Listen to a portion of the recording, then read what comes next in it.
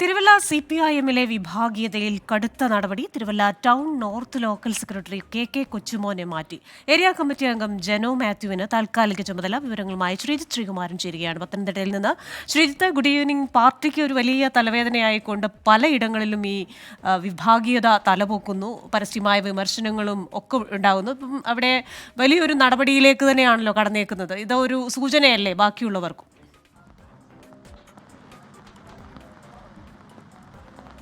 തീർച്ചയായും ഇന്ന് രാവിലെ CPMന്റെ സംസ്ഥാന സെക്രട്ടറി MV ഗോവിന്ദൻ തിരുവനന്തപുരത്ത് വെച്ച് നടത്തിയ മാധ്യമപ്രവർത്തകരെ കണ്ടപ്പോഴും അതുപോലെ തന്നെ നമ്മളുടെ ദീപക് ധർമ്മടവുമായി സംസാരിച്ചപ്പോഴും അദ്ദേഹം പറഞ്ഞത് കടുത്ത നടപടി, സംഘടനാ വിരുദ്ധ പ്രവർത്തനം ഒരു കാരണവശാലും വെച്ചു പൊറുപ്പിക്കില്ല എന്ന് തന്നെയായിരുന്നു. ഇത് തന്നെയാണ് നമ്മൾ കരുനാഗപ്പള്ളിയിൽ കണ്ടത്.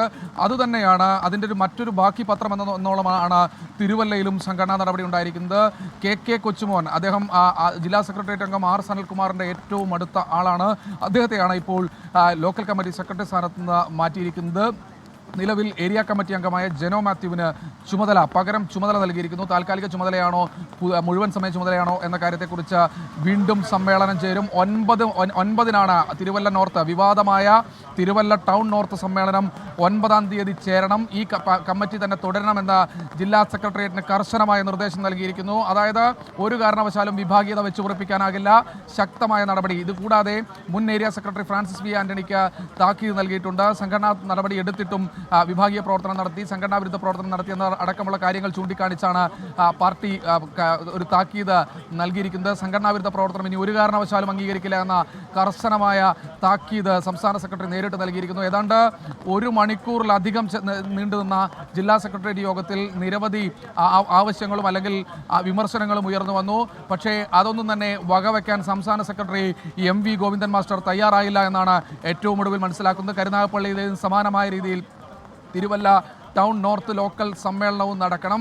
ആദ്യഘട്ടത്തിൽ അതൊരു അഡ്ഹോക് കമ്മിറ്റി രൂപീകരിക്കുമെന്നായിരുന്നു പുറത്തു വന്നിരുന്ന വാർത്തകൾ. പക്ഷേ നിലവിലെ കമ്മിറ്റിയിൽ 14 പേരാണുള്ളത്. ജനോ മാത്യു ഏരിയ കമ്മിറ്റി അംഗം, അദ്ദേഹത്തെ കൂടി ഉൾപ്പെടുത്തി 15-അംഗ കമ്മിറ്റി രൂപീകരിക്കുകയായിരുന്നു. അവിടെയാണ് ജനോ മാത്യുവിന് പകരം ചുമതല നൽകിയിരിക്കുന്നത്. 9-ന് സമ്മേളനത്തിലെ മറ്റ് നടപടിക്രമങ്ങളെല്ലാം തന്നെ പൂർത്തീകരിച്ചിട്ടുണ്ട്.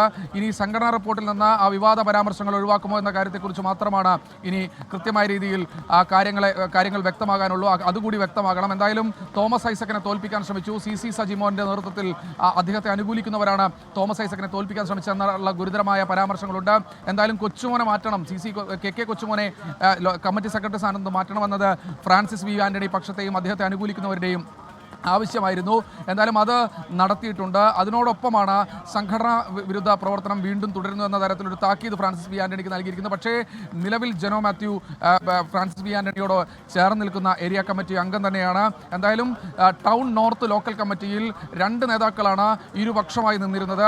അതൊന്ന് ഫ്രാൻസിസ് വി ആന്റണി, മുൻ ഏരിയ സെക്രട്ടറി, അദ്ദേഹത്തെ സംഘടനാ വിരുദ്ധ പ്രവർത്തനത്തിന് പാർട്ടി നടപടിയെടുത്തിരുന്നു. ഏരിയ സെക്രട്ടറി സ്ഥാനത്ത് മാറ്റി ഏരിയ കമ്മിറ്റിയിലേക്ക് മാറ്റിയിരുന്നു. എന്തായാലും അദ്ദേഹവും അതുപോലെ തന്നെ ജില്ലാ സെക്രട്ടേറിയറ്റ് അംഗം R സനൽകുമാറുമാണ് ഇരുപക്ഷവും ഇരുചേരികളുമായി നിന്ന് പരസ്പരം പോരാടിയിരുന്നത്. എന്തായാലും ഈ ഒരു ഘട്ടത്തിൽ കെ കൊച്ചുമോനെ മാറ്റിയതിലൂടെ ഫ്രാൻസിസ് വി ആന്റണി പക്ഷത്തിന് ഒരു മേൽക്കൈ ടൗൺ നോർത്ത് ലോക്കൽ കമ്മിറ്റിയിൽ വന്നിരിക്കുമെന്ന് നിസ്സംശയം പറയാം. എന്തായാലും സംഘടനാ നടപടി മുഴുവൻ പാർട്ടി അംഗങ്ങൾക്കും, സംസ്ഥാനത്തെ മുഴുവൻ പാർട്ടി അംഗങ്ങൾക്കുമുള്ള മുന്നറിയിപ്പാണ്.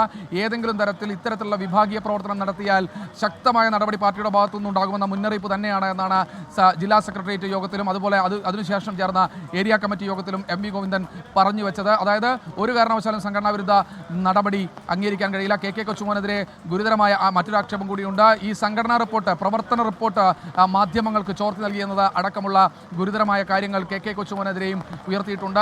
ഒരു വിഭാഗം ആളുകൾ ഈ കെ കൊച്ചുമോനെ തന്നെ നിലനിർത്തണമെന്ന ആവശ്യം ഉയർത്തിയത് R സനൽകുമാർ നേതൃത്വത്തിലായിരുന്നു അത്തരത്തിൽ ഒരാവശ്യം ഉയർത്തിയത്. പക്ഷേ ഒരു കാരണവശാലും അങ്ങനെ ഒരു നിലപാടിലേക്ക് പോകാൻ സംസ്ഥാന സെക്രട്ടറിയും ജില്ലാ സെക്രട്ടറിയും തയ്യാറായില്ല എന്നാണ് ഏറ്റവും പ്രധാനപ്പെട്ട കാര്യം. എന്തായാലും കരുനാഗപ്പള്ളിക്ക് പുറമെ ശക്തമായ സമ്മേളന കാലഘട്ടത്തിൽ തന്നെ ശക്തമായ നടപടിയുമായി, അച്ചടക്കത്തിൻ്റെ വാളുമായി CPM സംസ്ഥാന സെക്രട്ടറി പത്തനംതിട്ട ജില്ലാ കമ്മിറ്റി ഓഫീസിലെത്തി സംഘടനാ നടപടിയെടുത്തിരിക്കുന്നുവെന്ന് നിസ്സംശയം ഈ ഒരു ഘട്ടത്തിൽ പറയാം. ക്രിസ്റ്റീന, ശരി. പ്രാദേശിക വിഭാഗീയതയിൽ കടുത്ത നടപടിയെടുത്തിരിക്കുകയാണ് CPIM. തിരുവല്ലയിൽ നിന്നുള്ള വിശദാംശങ്ങൾ നൽകിയത് ശ്രീജിത്ത് ശ്രീകുമാരനാണ്.